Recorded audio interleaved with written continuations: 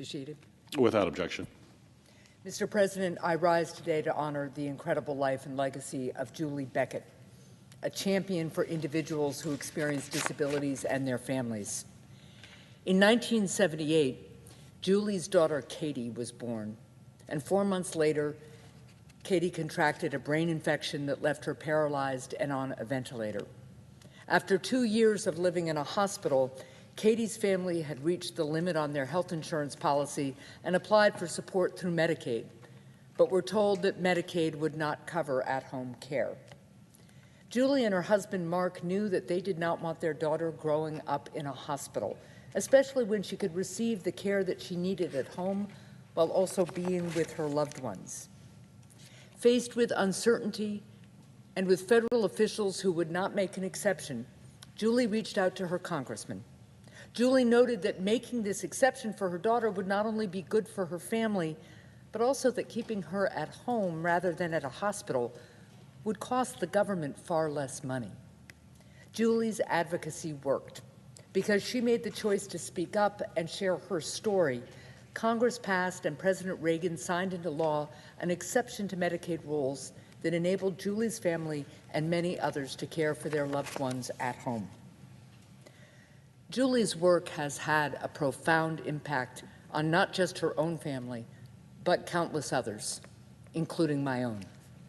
My son, Ben, experiences severe physical disabilities, and because of Julie's advocacy, he could grow up at home and with family.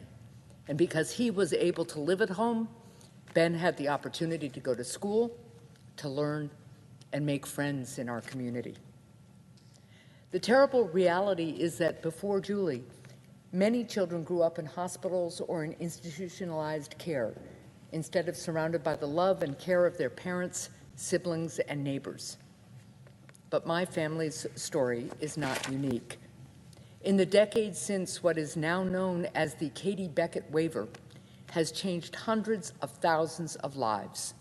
More than 500,000 children have received these waivers, and they've been able to live, grow, and thrive at home.